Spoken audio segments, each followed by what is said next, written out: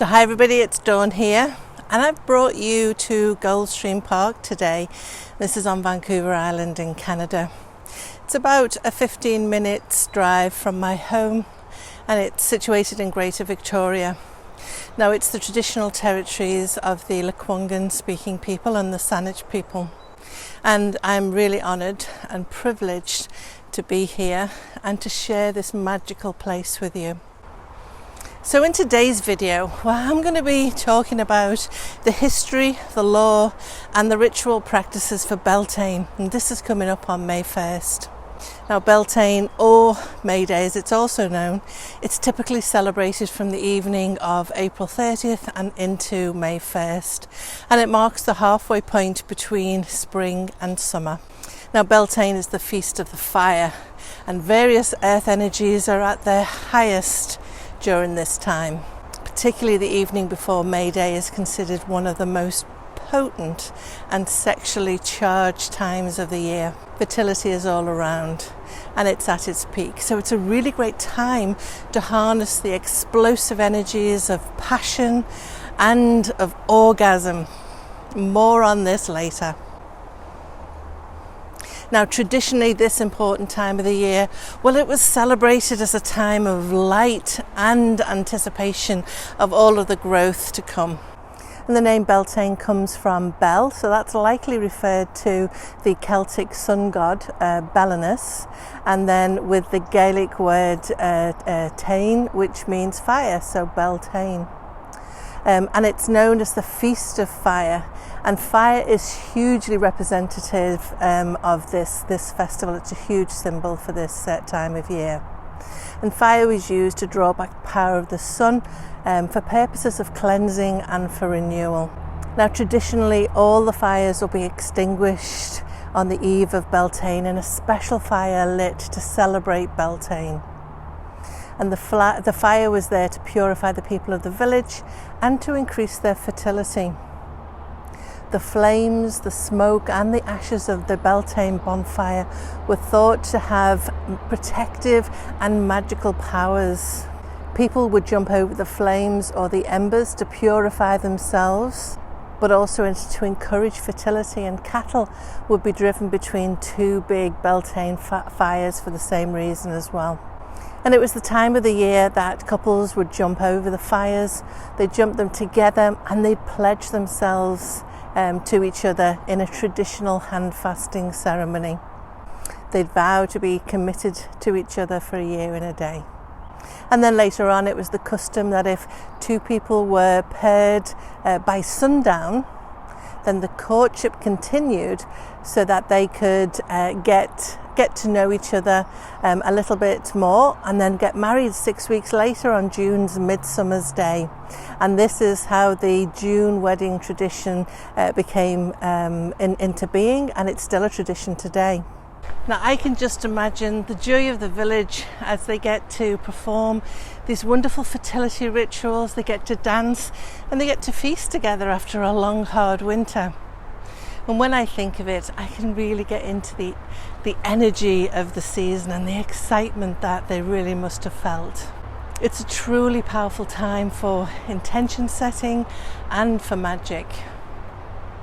Now going back to pre-Christian times, Celtic peoples divided the year into two main seasons. So there'd be winter and the beginning of the year, that fell on November 1st. We celebrate that as Samhain today. And then mid-year and the start of the summer, and that's May 1st or Beltane. Now these were two times in the year that the divide between the human and the supernatural worlds were at their thinnest. The divide was weakened. Now for Beltane, instead of the spirits of the deceased coming to visit, we've got the magical beings from the world of the Fae that come and visit us at Beltane. So fairies, elves, gnomes and leprechauns. Now, if you plan to go outside at Beltane to celebrate with some music, some dancing and some revelry, remember that these are activities that the Fae absolutely adore and they're very attractive to them. So be respectful, pay attention to fairy rings and don't step inside them. And also watch out for portals and pathways to the fairy realm, otherwise you may never come back.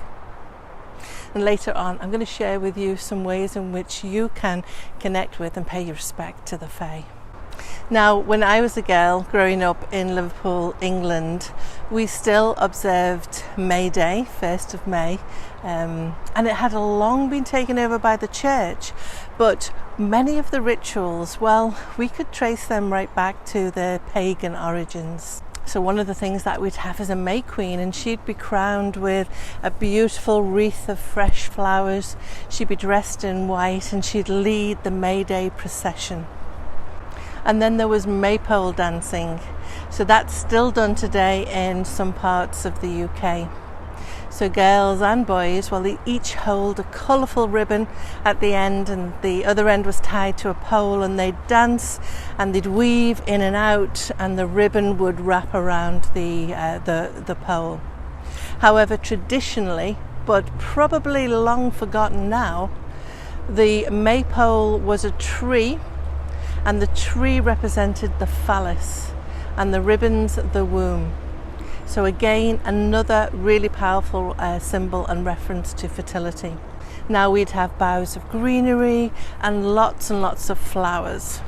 We'd even create little flower baskets or posies that we would give to our mothers and to our best friends. And then there was the Morris dancers. Well, they'd come and they'd dance for us, the traditional local dancers, and they'd have their bells, their sticks and their ribbons, and it was a real joyous sight. Now, one of the superstitions that we followed as girls was we'd get up really early on May 1st and we'd go and wash our faces in the morning dew, and that was supposed to bring us luck. Now, May Day is so important in the history of the UK. It's still observed as a public holiday on May 1st, even to this day. So the first Monday of the month is a public holiday. So that's the history of Beltane and some of the lore and some of the traditions. But how do you mark the occasion today? So here are some of my practices that I'd like to share with you. Now, with every festival that happens throughout the year, I always decorate my altar with things that reflect the time. So for Beltane, I like to bring fresh flowers to my altar, maybe some bough branches. I also like to have lots of candles because it's a fire festival. Now, the colours of Beltane are silver, green, red and white. So I like to switch out my crystals to match those colours. Now, my favourites change every year, but I tend to use quartz, and if I have quartz with rutile in, that gets to catch the sun, so it's really good. Red jasper, ruby, garnet are also my favourites, along with ruby and zoisite, watermelon tourmaline, and let's not forget green adventurine. Now, if you can light a bonfire, that's a wonderful thing to do on the eve of Beltane, but not everybody can. So if not, why not perform some candle magic on the eve of Beltane? And I did a little video all about candle magic a couple of weeks ago, so I will post that in the comments below. Or if not, just light a few candles, maybe instead of putting on your electric lights, and enjoy the shadows that are cast on the walls as the sun goes down. Now, spells to cast during this time include anything involving union, fertility, aligning the masculine and the feminine energies inside of oneself, and also shared intimacy. Now, sex magic is performed by many practitioners on the evening of Beltane or the night of Beltane itself, and at other times of the year, of course. But there is something special about Beltane. Now, there's a lot of symbolism and ritual in sex magic, and it has a heightened source of energy and power which builds up to the climax through the process of orgasm. So it's a fertility ritual in its broadest sense, not just about procreation, but the fertility of new ideas and the manifestation of what our desires are. So the goal of sexual magic is to stir up one's sexual and magical energies to the maximum, and then to release that energy in a spell to ask the divine to intercede into our life and to bring about what we desire. And don't worry if you don't have a partner. Sex magic can be performed solo. Now, a lovely little tradition that I do is to create something called a wishing tree. Now, this is a traditional May Day activity. And all you need to do is get strips of coloured ribbon or cloth and give each one a wish or hold an intention for it. And then hang them on a tree or a bush. Now, this is a lovely thing to do with kids and family, but be intentional about it. Don't just hang them willy-nilly. Really think about what each one represents and give it your undivided attention for a few moments in time as you're hanging it. Now, I also like to leave offerings for the guardian spirit of my land and of course the fae that live there. Honey and oatcakes are a particular favourite of theirs, so good offerings.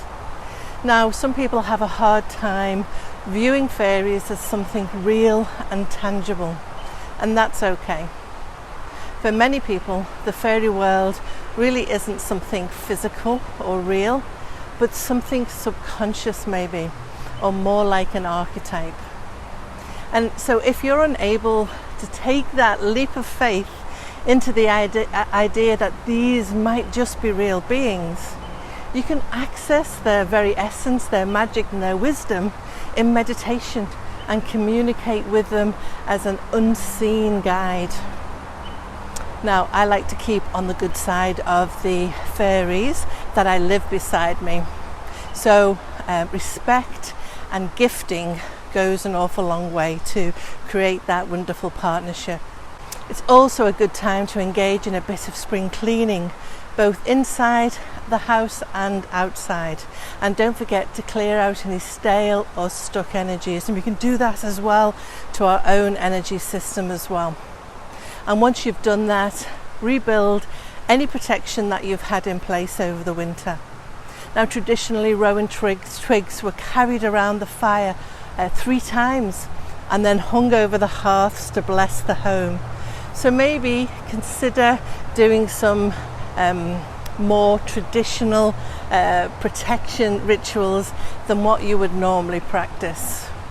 Now, sacred springs and bodies of water, they're also important aspects of Beltane and certainly important aspects of traditional Beltane rituals.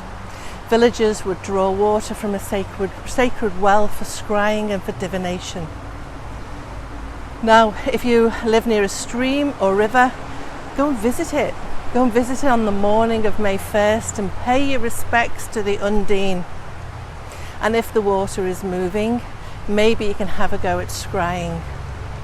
And scrying at its most simplest form is really just staring into something like a fire or a moving body of water, softening your eyes and making meaning out of the patterns and the shapes that form in the flow. You may find a message there. Maybe think about wearing flowers in your hair on Beltane Day, or if not, just some bright, colourful clothes. Or plant some spring flowers in your garden or patio if you have one. And if not, put a couple of planters on your windowsill or bring some fresh flowers into your home. Now, another ritual that I often do at Beltane is to take a leaf out of my ancestors' book and walk between Beltane fires. Now, I don't have access to 2 huge Beltane fires lit, so I use 2 candles to represent them. You can put them on the floor or you can put them on tables, as long as you can walk between them safely. Now, if you wear flowing clothes or you practice ritual in a cloak, do be careful as you walk through, because I wouldn't want any flowing clothes to catch fire. Now, I like to do this ritual barefoot, and if you can do it outside, that's the best. You get to feel the earth beneath your feet as you're doing it. Now, the candles create a doorway, and this doorway allows us to leave behind what no longer serves us and step forwards into something new. The flame of the candle purifies, it protects, and it adds fire to your intention. So if your practice is to cast a circle, do that before you start. set your intention. And your intention could be letting go or leaving behind something.